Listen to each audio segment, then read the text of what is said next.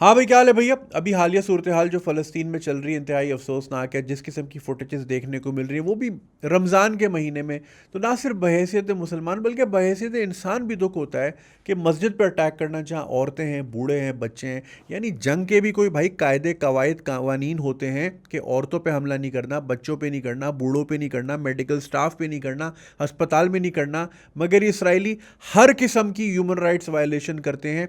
मगर जी human rights के जो चैंपियन है हमारे वेस्ट, उनको वो नज़र नहीं आता। वो कहते हैं जी ये सेल्फ डिफेंस पे, यानी जो M4 की राइफल लेके खड़ा है वो सेल्फ डिफेंस है, जो पत्थर मार रहा है वो टेररिस्ट है। अजीब थर्ड क्लास किस्म के डबल स्टैंडर्ड है दुनिया के, और दुनिया उनके साथ है, मीडिया उनके साथ है, मीडिया उनकी ज़बान बोलता है। हम जो हैं कुछ कर ही नहीं पाते, रह दे के। अच्छा, अभी वो कंगना की भी वो आ गई कि जी हम hashtag we are with Israel. अबे यार वो अजीब बावली चल रही भाई, तो अपना अपनी चीज़ें संभाल लो पहले फ़िलहाल, फजूल की बातें देखें। बात यह है, उल्टा से हमारा जो रिएक्शन होता है, हम बने में सिर्फ मुजम्मती गैंग। खाली मुजम्मत से काम नहीं चलना। मैं ये नहीं कहता कि प्रोटेस्ट नहीं करना चाहिए, ऑफ कोर्स अपना ओपिनियन ज़रूर वॉइस करना चाहिए, मगर उसके बाद भी कुछ करना है। मैं आपको मिसाल देता हूँ। अभी जब 5-10 साल पहले तक पाकिस्तान का हर बाज़ार अनसेफ था, धमाके होते थे, क्या लाहौर की मून मार्केट में धमाके नहीं हुए? क्या पेशावर के बाज़ारों में नहीं हुए? कोयटा की शाहराहों पे नहीं हुए? क्या इस्लामाबाद में धमाके नहीं हुए? क्या कराची? हर जगह होते थे। एक तबका आके सिर्फ मजम्मत करता था, जी हम भरपूर मजम्मत करते। अबे मजम्मत से थोड़ी रोकेंगे। फिर आर्मी ने एक्शन लिया, मतलब जिस लैंग्वेज में बात की गई उसी लैंग्वेज में जवाब दिया गया। आज सुकून है अल्हम्दुलिल्लाह, हमारे मुल्क में कदरे बेहतर है कि नहीं है? तो भाई उसी ज़बान में बात करनी होती है। ये मुजम्मत वज़म्मत, अब मसला ये है हम अपने इंडिविजुअल बेसिस पे, और ये देखें उनको अच्छी तरह पता है कि इनको शिया सुन्नी में डिवाइड करके रखो और इनको इकोनॉमिकली इतना वीक रखो कि ये जो है ना बस लीस्ट लेवल पे और लीस्ट अमाउंट ऑफ एक्शन लें। फॉर एग्जांपल, हम जो हैं अपनी इनफरादी ज़िंदगी में, भाई ऑस्ट्रेलिया जाना हो जान लगा लेते हैं, मामू से पैसे ले लिया, अकाउंट में डाल लिए, ये कर लिया, आइल्स कर लिया, ये कर लिया, पहुंच जाते हैं ऑस्ट्रेलिया। कारोबार चलाना हो, हम इधर उधर से हाथ पैर करके अपनी इनफरादी ज़िंदगी में हम सारे काम मैक्सिमम एफर्ट से करते हैं। मगर जहाँ बात आती है अपने ही मुसलमान भाइयों के लिए आवाज़ उठाना, चाहे वो सीरिया के हों, बर्मा के हों, कश्मीर के हों, फ़लस्तीन के हों, वहाँ हम आते जी हमें लीस्ट अमाउंट ऑफ एफर्ट करनी है। लीस्ट अमाउंट क्या जी? डीपी में कलर डाल दिए बस, या जी आप वीडियो बना दें ताकि हम उसको सिर्फ एक बटन से लाइक कर दें और एक बटन से शेयर कर दें, हमारा काम हो जाए, ताकि हम दुनिया को हम देखें कितने अच्छे हैं। देखें, बुराई उसमें नहीं है जितनी ज़्यादा, मगर मसला ये है आपकी लिस्ट में कितने इसराइली बैठे हैं? अरे वही मामू मुजीब है, मामू रहमान है, खाला है, ये वही लोग देख रहे हैं। तो ग्लोबली बात कैसे जाएगी? तो खाली इस पे इक्तफा करके कि जी मैंने अच्छा, अगर झंडा आपने लगाना भी है अपनी डीपी पे, तो खुदा के वास्ते अपनी मेहंदी में डांस करते हुए तस्वीर के ऊपर फ़लस्तीन का झंडा लगा रहे हो, या रेस्टोरेंट में खाते हुए हंसते हुए उसके ऊपर झंडा। अरे तस्वीर तो थोड़ी सी चेंज कर लो। अभी खान साहब की भी स्टेटमेंट आई कि जी हम कश्मीर के फ़लस्तीन के साथ खड़े हैं, तस्वीर में बैठे हुए हैं। अबे खड़े हुए वाली तस्वीर लगा लेता भाई, जो भी उनका सोशल मीडिया हैंडल कर रहा है। अजीब। अब लोग कोई बोले भाई खान साहब, भाई शाइन 2 पे क्या कुल्फियाँ ठंडी हो रही हैं, क्या है, मारे इसराइल को या धमकी लगा दें? नहीं लगा सकते, सैंक्शंस लग जाएंगी। यही सारा गेम था कि इन मुल्कों को इतना वीक रखें कि इनकी हिम्मत ही ना हो कि सामने आके खेलें। अभी भी जो भी फ़लस्तीनियों की सपोर्ट हो रही है वो ढके छुपे तरीक़ों से हो रही है, कहीं से ईरान कर रहा है, कहीं से कतर कर रहा है, वगैरह वगैरह। सामने खुल के कोई नहीं आ रहा। क्यों? क्योंकि वो जो एक इतना सा मुल्क है 1 करोड़ लोगों का, उसने 1.25 अरब लोगों के 56 मुल्कों में नकील डाली हुई है। मजा ले किसी की हिम्मत हो। यही सारी गेम थी। अब ये चीज़ें हमें इस पे काम करना है, खाली मुजम्मतों से काम नहीं चलना। हमने हमेशा, आप कोई भी भाई, आपको याद है वो पिछले साल कश्मीर वाला मामला हुआ था, हर जुम्मे को लोग खड़े थे, शारे फैसल सिर्फ 2 जुम्मे खड़े हुए, तीसरा जुम्मा भूल गए। क्या उससे लॉकडाउन ख़त्म हुआ? ठीक है, एक स्टेटमेंट आपने क्रिएट किया, मगर मसला हल नहीं हुआ। आप ही धूप में खड़े हुए, तो आप ही डीपी लगा रहे हो, और कब तक लगाओगे? मसला तो हल नहीं होगा। सीरिया का मसला हल नहीं हुआ। सीरिया की लगी हुई थी पिछले साल, वो याद होगा आपको, वो जो ऐलान कुर्दी नाम का एक छोटा सा बच्चा था जिसकी लाश की तस्वीर आई थी, जो कि बेचारा समंदर के किनारे उसकी लाश थी, लाल टी शर्ट पहनी हुई थी, तस्वीर में लगा दिए। सबकी डीपीओ पे ही आ गया था, हफ्तों हफ्तों उनकी डीपीओ में रहा। उसके बाद क्या हुआ? सीरिया आज भी जल रहा है, आज भी तबाह है। अलेप्पो का बुरा हाल है, देख लें आपके सामने। वजह क्योंकि मारने वाले को पता है कि मैक्स टू मैक्स ये तस्वीरें ही घुमाएंगे, और क्या कर लेंगे, और कर ही क्या सकते हैं हम लोग। देखें, हमें खेलना होगा लॉन्ग गेम। हमारे देखें, वो डॉक्टर इसरार अहमद का भी ये लेक्चर आजकल काफ़ी वायरल हुआ हुआ। 1995 में उन्होंने कहा था कि ये जी टेम्पल ऑफ सोलोमन दोबारा बनाएंगे और ये बिब्लिकल है और ये चीज़ें भाई किताबों में लिखी है, ये तो होनी ही होनी है, ठीक है। मगर उनको ज़्यादा ईमान है हमारी किताबों में, इसलिए वो मेहनत कर रहे हैं, और आज से नहीं, हज़ारों सालों से कर रहे हैं। वो कर रहे हैं मेहनत, उनको पता है कि इनको वीक करना है, इनको शिया सुन्नी बरेलवी इसमें लड़ा के रखना है और इनको इकोनॉमिकली वीक रखना है। ये अपनी जो है ना सेल नहीं बना सकते। अबे गाड़ी तो बहुत दूर की बात, ये अपना सेल नहीं बना सकते, इनको ऐसे ही रखो। वही हो रहा है आज। अब आज देखें ना, वो हमारी इफ्तारियों की टेबलें जो हैं, इसराइली प्रोडक्ट ना हो इफ्तारी पूरी नहीं होती, हमारी टेबल ही नहीं सजती उनके प्रोडक्ट के बगैर। हमारी जितनी रमज़ान ट्रांसमिशन चल रही हैं उनकी प्रोडक्ट सामने रखी हुई हैं। वो तो नहीं कहते जी मुसलमान, वो कारोबार कर रहे हैं, धंधा कर रहे हैं, पैसा बना रहे हैं, और उन्होंने पैसे से ताकत ली हुई है। उस ताकत से क्या हो रहा है, उन्होंने जो है प्रोपागेंडा मशीन चलाई हुई है। अब नेटफ्लिक्स पे देख लें, फौदा अलग चल रही है, उसमें देखें ना इसराइली कितने मासूम दिखाएं, मोसाद वाले कितने मासूम दिखाएं। आप स्पीलबर्ग की म्यूनिख देखें, बड़े मासूम थे। आप इस तरह की कितनी फिल्में उठा लें, और वो अभी से नहीं। साशा बारन कोहन की जो स्पाई नाम से सीरीज़ है एक, वो देखें ना आप, बड़े मासूम लगेंगे आपको। वो काम करते हैं इस पे, दुनिया में नैरेटिव बनाया है। स्पीलबर्ग ने कितनी फिल्में बना दी, ठीक है ना। शिंडलर्स लिस्ट देख लें, ये देख लें, पियानिस्ट देख लें। वो उन्होंने भाई एक इमेज क्रिएट किया दुनिया में मजलूमियत का, और उसी मंजन को लेके वो आगे चल रहे हैं। हम आगे से क्या बना रहे हैं, हर फिल्म में शादी, हर ड्रामे में शादी, तीसरी बात ही नहीं कर रहे। अबे 56 मुल्क हैं, कभी कोई तो बना ले भाई, क्योंकि उनको उनका नैरेटिव तो काउंटर करें हम किसी तरह। देखिए, ये वॉर जो है ना, खाली हथियारों की वॉर नहीं है, ये माइंड की भी वॉर है। इसको इसी को कहते हैं ना 5th जनरेशन वॉर। तो ये हमने ऐसी लड़नी है, मगर हम क्या बनाते हैं। नेटफ्लिक्स पे कितनी सीरीज़ हैं जो कि जो है ना मुस्लिम पर्सपेक्टिव से बनी हो अगेंस्ट देम, वो तो नैरेटिव दबा के मंजन चला रहे हैं हमारे खिलाफ। अब देखें, इसके पीछे उन्होंने आज से नहीं, हज़ारों साल से काम किया है। उन्होंने सबसे पहले जी तालीम। अब वो एक साहब का लेक्चर काफ़ी वायरल, और लेक्चर तो खैर नहीं, छोटा सा क्लिप है। आई थिंक वो प्रोफेसर है इंडस यूनिवर्सिटी कराची के, correct me if I am wrong. वो एक छोटा सा क्लिप है 2 मिनट का, उसमें उन्होंने जो बताया है, मैं उन्हीं को ही पैराफ्रेज कर रहा हूँ, कि वो आई थिंक जमात इस्लामी के कुछ लोग बैठे थे पैनल पे, और वो प्रोफेसर साहब आए, उन्होंने बस एक सवाल करके चले गए कि जी यहूदी जो है हज़रत इब्राहिम की कौम है, हज़रत इब्राहिम जो थे चरवाहे थे, ठीक है। ईसाई जो हैं मसीही, हज़रत ईसा की कौम है, हज़रत ईसा का क्या प्रोफेशन था, वो कारपेंटर थे। या मुझे प्लीज़ करेक्ट कर दीजिएगा इस पर। मैंने हॉलीवुड की फिल्मों में कारपेंटर सुना है, लेकिन उन्होंने कुछ और कहा था। अच्छा, तीसरा आ जाए जी, उम्मत मोहम्मदी, रसूलुल्लाह क्या थे, टीचर थे। वो टीचर थे, उनको आके जो सबसे पहला लफ्ज़ क्या बताया गया, इकरा, पढ़ो। तो हमारे लिए भी भाई इकरा, हमने जो है ना स्कूलों के नाम तो रख लिए, अंदर तालीम का क्या हाल है आपको अच्छी तरह पता है। क्या तालीम दे रहे हैं हम अपने बच्चों को। तालीम पे इतना बड़ा हमारा स्कैम चल रहा है, मैं तो उस पर एक बहुत डिटेल्ड वीडियो बनाऊंगा कि किस तरह जो है ना हमारे बच्चों का फ्यूचर बर्बाद कर रहे हैं, और अगर आज इसको नहीं रोका, अगले 20 साल और बर्बाद है हम, ठीक है। तो उन्होंने यही सवाल रखा कि यार एक चरवाहे की कौम यहूदी आज देखो कहाँ खड़ी है, एक कारपेंटर की, correct me if I am wrong, कौम मसीही कहाँ खड़े दुनिया में, और एक टीचर की कौम, एक उस्ताद की कौम मुसलमान आज दुनिया में कहाँ खड़े हैं। इसीलिए भाई मेरा फोकस हमेशा तालीम पे रहता है। आप जितनी जितनी मजम्मतें कर लो, जितनी डीपियाँ लगा लो, किसी को कोई फ़र्क नहीं पड़ेगा। अपना प्रोटेस्ट बिल्कुल जारी रखें। मैं ये नहीं कह रहा कि बिल्कुल ही धरे पे ये कह के हम कुछ कर नहीं सकते तो हम कुछ ना करें, मगर हमेशा हमेशा लीस्ट अमाउंट ऑफ एफर्ट ना चूज़ करें, कभी तो थोड़ा बढ़ के जाएं। भाई आज अभी देखें ना, ईद है, ईद पे लॉकडाउन है, कहीं हम ना आ सकते ना जा सकते हैं, इसलिए बहुत से लोगों ने शॉपिंग ही नहीं की। कुछ थे चवल जिन्होंने फिर भी कर ली, पता नहीं कहाँ सच के जाना है, भाई लॉकडाउन है कहीं नहीं जाना, तो वो जो पैसे बचे हैं डाल दो किसी चैरिटी में। भाई रेड क्रॉस को दे दो डोनेशन, जो काम करती है फ़लस्तीन में, बेतहाशा ऑर्गेनाइजेशन है, $5 ही दे दो, कुछ करो तो सही। अबे बस डीपी घुमा दी, बस हो गया काम, इससे काम नहीं चलेगा भाई। दूसरी चीज़, ये तो हो गया short term goal. Long term goal जो है ना, मसला सारा ये आता है, अगलों ने 1000-2000 साल लगाए, लेकिन उस ज़माने में टेक्नोलॉजी नहीं थी। यही फ़र्क है कि जो काम वो कहते हैं ना भाई, मक्का मदीना लोग जाते थे जब यहाँ से खुदाफिज करके आते थे, पता नहीं ज़िंदगी मिले फिर आए ना आए। आज 1.5 घंटे की फ़्लाइट में जद्दा पहुँचे हुए होते हो।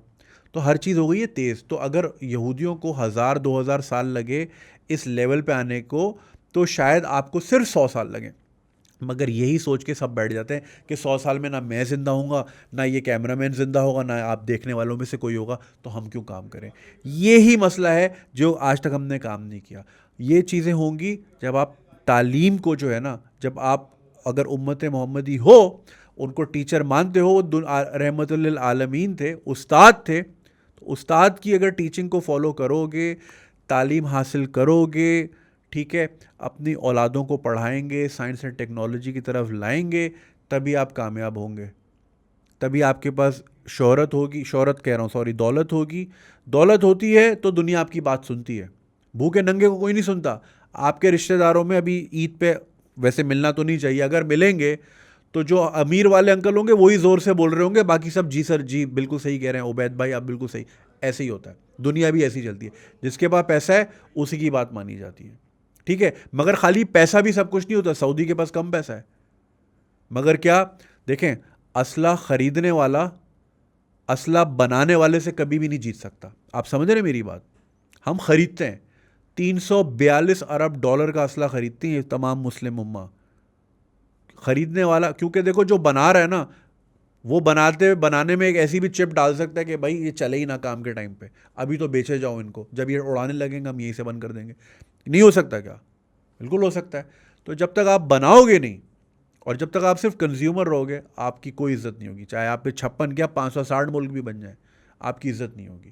तो इज्जत का जो रास्ता है ना, अगर आपने डिक्टेट करनी, अगर आपने दुनिया, वो कहते हैं ना हमारे दम से चले, ठीक है, वो तभी होगी जब आप तालीम में आगे होंगे। और तालीम ही एक रास्ता है। क्योंकि देखिए मैं बता रहा हूँ आपको वैसे भी, क्योंकि जब रसूलुल्लाह को भी पहला वर्ड क्या समझाया, पढ़ाया गया, इकरा, कि पढ़ो। हम पढ़ते ही नहीं हैं। हमारे बच्चे लगे हुए जी एग्ज़ाम कैंसिल करा दें, क्यों जी, कोविड हो जाएगा एग्जामिनेशन हॉल में बैठने से। वही बच्चे रात को कैफ़े पे लूडो खेल रहे हैं, वहाँ कोविड नहीं हो रहा। हम तो पढ़ना ही नहीं चाह रहे भाई, और जो पढ़ रहे हैं या जो पढ़ाया जा रहा है वो किसी काम का ही नहीं है। एक दोस्त ने मुझे अपना कोर्स आउटलाइन भेजी, डिजिटल डिजिटल मार्केटिंग का कोर्स, उसमें इस्लामियत पढ़ा रहे हैं। इस्लामियत पढ़ना कोई बुरी बात नहीं है भाई, सारी ज़िंदगी पढ़ी है, मगर डिजिटल मार्केटिंग में इस्लामियत का क्या काम, उर्दू का क्या काम, इंग्लिश लिटरेचर, चलो इंग्लिश में अगर ये कि आपने भाई मार्केटिंग करनी है तो अंग्रेज़ी में ही करनी है, समझ आती है लैंग्वेज। आप समझ रहे हैं मेरी बात। और डिजिटल मार्केटिंग का इतना सा कोर्स, 75% वो कोर्स जिसका ताल्लुक ही नहीं डिजिटल मार्केटिंग से, क्या जी, वो भरा भरा रखना है ताकि जो है बच्चों से पैसे ईंठे जा सकें। तो हमने तो कारोबार बनाया हुआ है तालीम को। जहाँ तालीम कारोबार हो जाए, जहाँ इंसाफ कारोबार हो जाए, वो फिर कौमें कभी आगे नहीं बढ़ती। अब ये आप माने या ना माने, लेकिन that is the only route we can take in the world. भाई वो आजकल वो चल रहा है ना कि वो इसराइल ने आयरन डोम बनाया हुआ है जिससे वो रॉकेट को हवा में ही मार देते हैं। वो पता है किस तरह काम करता है? एक है उनका रेडार सिस्टम जो कि चारों तरफ शुआएं फेंक रहा है कि क्या रॉकेट आ रहा है कि नहीं। जब रेडार पे सिग्नल आता है तो वो रीड कर लेता है कि मिसाइल किस स्पीड से आ रहा है और किस एंगल यानी ट्रेजेक्ट्री से आ रहा है। फिर वो फिर वो ये भी कैलकुलेट करते हैं कि इसकी डायरेक्शन जो है पॉपुलेटेड एरियाज़ में है या किसी स्ट्रेटिजिक एरिया पे है, ठीक है। ये सारी इंफॉर्मेशन वो रेडार जो है साथ लगे रॉकेट की जो मशीन है जिसमें से 20 रॉकेट निकलते हैं, उसको डेटा वो देता है। फिर वहाँ से रॉकेट फायर होते हैं और वो जो रॉकेट आ रहे होते हैं उनको हवा में ही मार देता है। 97% रॉकेट उन्होंने हवा में ही मार दिए। अब वो क्या, टेक्नोलॉजी, तालीम की ताकत है। देखिए फितरत जो है ना, वो हमेशा अकल को सपोर्ट करती है, ईमान को सपोर्ट नहीं करती। इसकी मैं मिसाल आपको बताता हूँ। अगर एक किश्ती है, उसमें एक यहूदी है और एक मुसलमान है, और किश्ती में अगर सुराख हो जाए तो बचेगा वही जिसको तैरना आता है। कौन मुसलमान कौन यहूदी? सो यानी फितरत जो है हमेशा, देखिए अल्लाह की अब दुआएं ही कर सकते हैं, मगर अगर खाली दुआओं से काम होता तो अस्पतालों में रेडियोलॉजी या कीमोथेरेपी की मशीनें ना होती, MRI स्कैन ना होता, मौलवी खड़े हुए होते। दुआ अपनी जगह ज़रूरी है, लेकिन दुनियावी तकाजे इंसान ने पूरे करने। तो उन्होंने जो है यहूदियों ने 200-250 मिलियन डॉलर से वो टेक्नोलॉजी बनाई है जिसको वो आयरन डोम कहते हैं, और उनको बड़ा फ़ख्र है उस पर क्योंकि उसका एक्यूरेसी रेट 90 से 95% है। अकल लगाई तो वो आज बचे हुए, ठीक है। यही अकल हमें भी लगानी है। वो कैसे आएगी? वो तालीम से ही आएगी, तरक्की से ही आएगी। तो इस पे फोकस करें, खाली लान तान से कि वो अभी मैं तस्वीर देख रहा था जी, इसराइल के झंडे का मॉब बनाया हुआ है, हाँ हाँ हाँ हाँ, नीचे रिएक्ट आ रहे हैं, इससे क्या हो गया इसराइल को? हमने सारी ज़िंदगी कराची यूनिवर्सिटी में देखा है कि इसराइल के झंडे नीचे बनाया हुआ था, लोग ऊपर से चल के जा रहे थे, हालांकि उसके ऊपर जो स्टार ऑफ डेविड है, वो डेविड कौन है? हज़रत दाऊद है, ठीक है। अब वो छोड़े, लंबी डिबेट हो जाती है। तो इससे होता क्या है? इससे कोई फ़र्क नहीं पड़ता किसी को, उनको तो कोई फ़र्क नहीं पड़ता। समझ रहे हैं आप मेरी बात? एक और मैंने देखा था कि वो यार वो सेक्रेड गेम्स में उसका क्या नाम था, अपुन चांद पे है ना, तो वो फोटोशॉप किया हुआ है, टॉयलेट में खड़ा हुआ है और लिखा ओके, नीचे लिखा हुआ है अपुन इसराइल में है, मतलब जी इसराइल टॉयलेट हो गया। हाँ हाँ हाँ हाँ, कमेंट आ रहे हैं, ओ नाइस, ज़बरदस्त। ये वो लोग ये नहीं सोच रहे कि तुम ये सारी चीज़ें यहूदी के प्लेटफॉर्म पे बैठ के कर रहे हो, और मैं भी आपसे जो बात कर रहा हूँ यहूदी के प्लेटफॉर्म से बात कर रहा हूँ। अफसोस की बात है, हमारा अपना प्लेटफॉर्म कहाँ है? अबे भाई, 1.5 अरब लोग एक फेसबुक नहीं बना सके, शर्म की बात है ना, सोचना चाहिए। एक इसराइल जो है produces more PhDs per capita than entire Muslim world. यही वजह है कि वो इतना सा है और चारों तरफ मुसलमान मुल्क हैं, लेकिन वो नहीं फंसता, वो निकल जाता है अपना। वो हर किस्म की चीज़, क्योंकि उसने सबको जकड़ा हुआ है, वो उसने वेस्टर्न मीडिया को भी पकड़ा हुआ है, उसने प्रोपागेंडा के ज़रिए वेस्टर्न अवाम को भी पकड़ा हुआ है, उसने बैंकिंग सिस्टम के ज़रिए बड़े बड़ी हुकूमतों को जकड़ा हुआ है, दिमाग लगा है। तो अकल को ही फजीलत होगी जब मामलात होंगे फितरत के मामलात की बात कर रहा हूँ। तो प्लीज़ अपने आप से अहद करें, बहैसियत मुसलमान, बहैसियत पाकिस्तानी, या बहैसियत जो भी हैं आप, ज़िंदगी में या दुनिया में अगर आपने वो उरूज चाहिए, देखें हम कहते हैं ना जी मुसलमानों का उरूज था, हमने स्पेन में 800 साल की थी। भाई तालीम थी तभी किया था, जब तक तालीम थी, आपकी मिल्लत उस्मानिया सब कुछ चल रहा था, तालीम थी ना। बगदाद की यूनिवर्सिटियाँ थी, वो अलग बात है कि उनके साथ आपने क्या किया, वो एक अलग डिबेट है, मंगोल्स ने आके क्या किया वगैरह वगैरह। मेरी तारीख पे कोई इतनी कोई बहुत स्ट्रॉन्ग गिरफ्त नहीं है, मैं तो कोई ऐसी बात करना नहीं चाहता, लेकिन हम सब ने ये चीज़ें पढ़ी हुई हैं। तो जब तक तालीम थी, आप दुनिया पे रूल कर रहे थे। जब आपने तालीम छोड़ी, फितरों में लग गए, अब दुनिया ने तालीम हासिल कर ली, अब वो रूल कर रहे हैं। सिर्फ तालीम आपको आगे लेके जा सकती है। आप जितनी सड़कें बना लो, जितने सी पैक कर लो, जितने मोटरवे बना लो, अब उसके ऊपर गाड़ी चलाने वाला जब जाहिल होगा तो सब जाहिल है। रमज़ान हमें क्या सिखाता है? सब्र। सब्र है, असर का टाइम हो रहा है, सब्र होगा अभी बाहर। बात ही कॉल और फेल में बहुत तजाद है। कॉल और फेल जब तक एक नहीं होंगे, हम एक नहीं होंगे, हम एक नहीं होंगे, तो ये छोटे छोटे से मुल्क जो है ना, 1.5 अरब को हमें इसी तरह नाको चने चबवाएंगे। ये बात मैं आपसे करना चाह रहा था। मजम्मत करें, बिल्कुल करें, डंके की चोट पे करें, मगर इसके आगे भी कुछ करना। अब सोचें ना, अब यार मजम्मत ही कर रहे हैं हम इतने सालों से, मैं तो बचपन से मजम्मत ही सुन रहा हूँ। भारत के खिलाफ मजम्मत है जी, कश्मीर में जो वायलेशंस होती हैं, इसराइल के खिलाफ मजम्मत। अबे मैं 38 का हो जाऊँगा अगले महीने इंशाल्लाह, यही सुन रहा हूँ मैं। मजम्मतों से कहाँ पहुँच गए हम?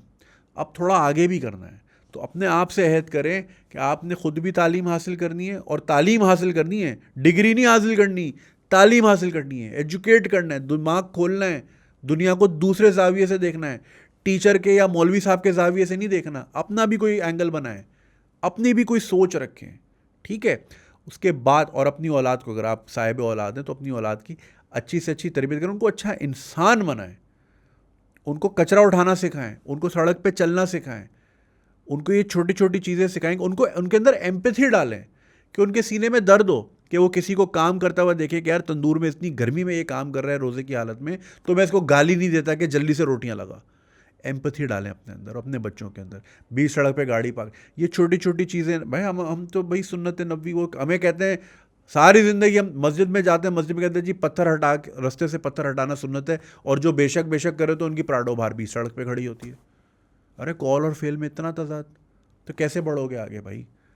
तो प्लीज़ इन चीज़ों के बारे में सोचें। ये छोटी छोटी सी चीज़ें, अपने आप को आप इंडिविजुअली सही करेंगे ना, तो आपका घर सही होगा, घर सही होगा तो मोहल्ला, मोहल्ला होगा तो शहर, शहर होगा तो मुल्क।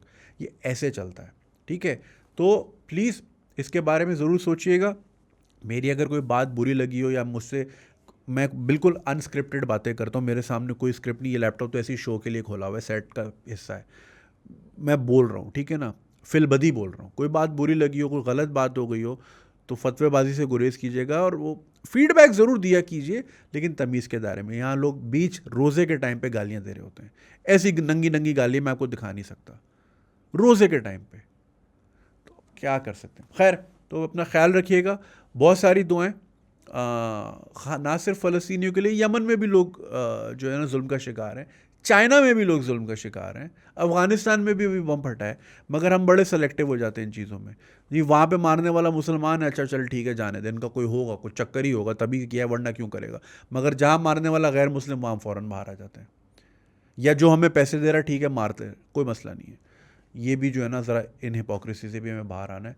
बाकी अल्लाह रहम करे सब पे, दुआएं बहुत सारी, आपके लिए भी बहुत सारी दुआएं, और प्लीज़ अपने आप को थोड़ा मुज़म्मतों से आगे लाने की कोशिश करें। अल्लाह हम सबको तौफीक दे कि हम जो है ना थोड़ा सा और बढ़ के सोचने की जसारत रखें और कुछ करने की जसारत रखें, ताकि हमारे मामलात बेहतर हो जाएं, ताकि हम दुनिया में रुसवा ना हो, जलील ना हो, जिस तरह हम आज हो रहे हैं इतने सारे होने के बावजूद। अपना ख्याल रखिएगा और पेशगी ईद मुबारक आप सबको। वैसे इन इन मौक़ों में ईद, क्या ईद होती है जहाँ आपको पता हो कि आपकी बॉडी, कहते हैं ना मुसलमान एक बॉडी है, एक बॉडी के हिस्से में इतना पेन हो तो क्या ईद होती है। तो अपना ख्याल रखिएगा, फिर इंशाल्लाह आपसे दोबारा मुलाकात होगी। अस्सलाम वालेकुम।